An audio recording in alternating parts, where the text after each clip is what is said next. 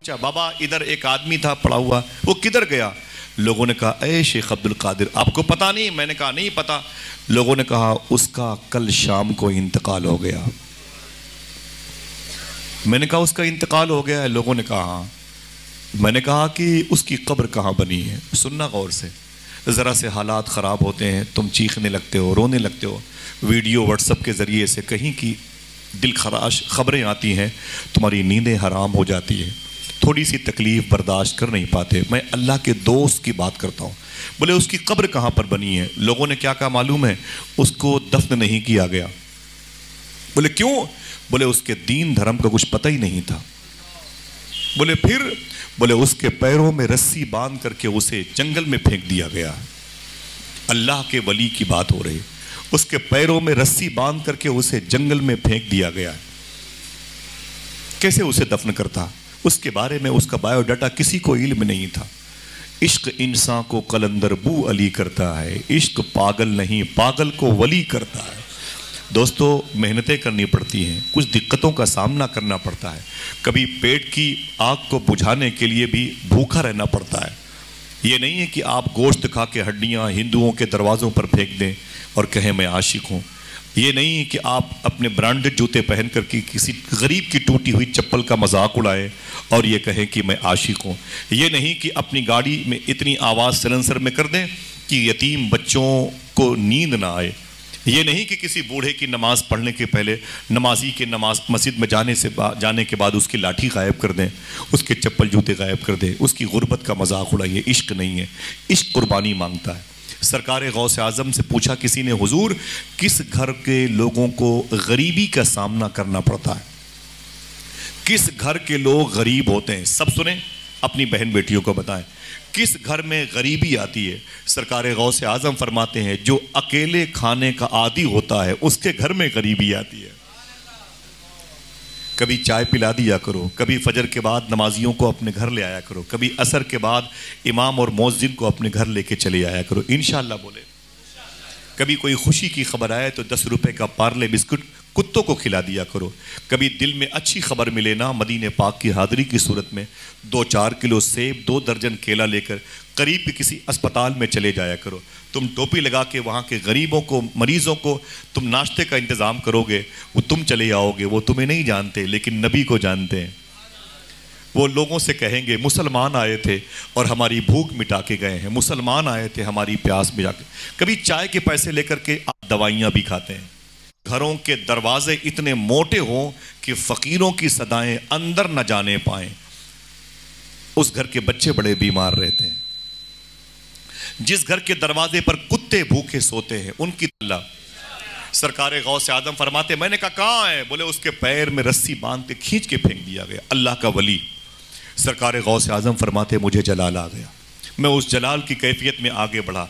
जब गया तो मैंने क्या देखा? उसकी लाश पड़ी हुई थी। किसकी बात हो रही है? आम मुसलमान नहीं, अल्लाह के वली की बात हो रही। फरमाते उसकी लाश पड़ी हुई थी और उसकी लाश को चील कौवे नोच नोच के खा रहे थे।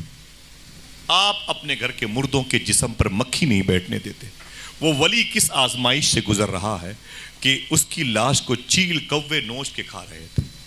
सरकार गौसे आज़म फरमाते, मैंने कहा ओ मर्दे कलंदर, उस लाश से मुखातिब हुए, ओ अल्लाह के वली, ये क्या तरीका है? तुमने कल कहा था कल आओगे तो जवाब मिल जाएगा और तुम रात ही में निकल लिए। वली झूठा नहीं होता, वली वादा खिलाफ नहीं होता, वली वादा शिकर नहीं होता, वली वादे से मुकरता नहीं है। तुम कैसे वली हो?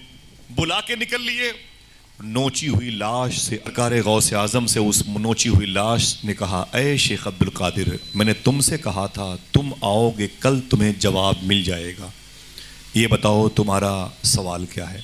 गौस पाक फरमाते हैं, ये तो बताओ कि तुम ऐसे पड़े हो, तुमने अल्लाह से कुछ मांगा नहीं? तो उस दरवेश ने कहा, मैं अल्लाह का दोस्त हूँ, मैं आजमाइश के दौर से गुज़र रहा हूँ, न किसी की आँख का नूर हूँ, न किसी के दिल का करार हूँ, जो किसी के काम न आ सके वो मैं एक मुश्ते गुबार हूँ। पे फातिहा कोई आए क्यों, कोई आके शम्मा जलाए क्यों, कोई 4 फूल चढ़ाए क्यों, मैं तो बेकसी का मज़ार हूँ। मैं आजमाइश पे मुझे सब्र हुसैन का फैज़ मिला है। ऐ अब्दुल कादिर, तुझसे मैंने कहा कल आओगे तो जवाब मिल जाएगा, बोलो तेरा सवाल क्या है। गौस पाक फरमाते मेरा सवाल ये है कि मैं बड़ा हो के क्या बनूं।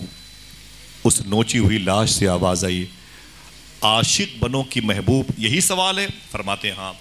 उस नोची हुई लाश से आवाज़ आई, ऐ अब्दुल कादिर, अगर महबूब बनोगे तो दुनिया तुम्हारी बड़ी इज्जत करेगी, बड़ी नाज बर्दारी करेगी, बहुत ही लाड और प्यार से तुम्हें रखा जाएगा। तुम जब गुजरोगे तो पूरी कायनात गुजरेगी, तुम ठहर जाओगे वक्त ठहर जाएगा, तुम्हारे पैरों का धोवन लोग पिया करेंगे, तुम्हारी बड़ी खिदमत करेंगे। दामाद को दर्जे महबूबियत का एक हिस्सा मिला है। जब घर पे आता है तो पूरे घर के लोग खुश हो जाते हैं, नाराज़ हो गया तो पूरा गांव मनाने के लिए जाता है। ये दर्जे महबूबियत का एक हिस्सा है। सैयदना शेख से उस वली ने कहा, ऐ शेख अब्दुल कादिर, अगर महबूब बनोगे तो बड़ी आओ भगत होगी, बड़ी इज्जतें होगी, बड़ी तुम्हारी तकरीम बजा लाई जाएगी। लेकिन ऐ अब्दुल कादिर, अगर आशिक बनोगे, ये मुश्किल रास्ता है। अगर आशिक बनोगे तो देख लो तुम्हारे सामने आशिक की लाश पड़ी है, खाल खिंचती है, कटती है गर्दन। इश्क करना तमाशा नहीं है, इश्क करना तमाशा नहीं है, इसके लिए मेहनतें करनी पड़ती। देख अब्दुल कादिर, मुझे कफन तक नसीब ना हुआ, मुझे किसी ने गुस्ल तक न दिया, किसी ने मुझे नहलाया तक नहीं, मेरे लिए नमाज जनाजा में दुआ तक न की गई, मुझे 3x6 का प्लाट तक न मिला, मेरे पैरों में रस्सियां बांध के फेंक दिया गया, चील कव्वे मेरी लाश को नोच नोच के खा रहे हैं। ऐ शेख अब्दुल कादिर, आशिक बनने में मुश्किलों का सामना करना पड़ता है। सरकार गौस आज़म ने फरमाया, जलाल आ गया मुझको, मैंने अपने हाथों को बुलंद किया, मैंने कहा अल्लाह अकबर, अल्लाह अकबर। सुन लो मर्दे खुदा, अगर आशिक बनने में इतनी दुश्वारियों का सामना करना पड़ता है तो फिर अब्दुल कादिर आशिक बन के दिखाएगा। ऐ लोगों, तुम्हें आशिक बनने के लिए पैदा किया गया, तुम्हें इश्क मुस्तफ़ा की चाशनी की लज़्ज़तों से सरशार करने के लिए रखा गया।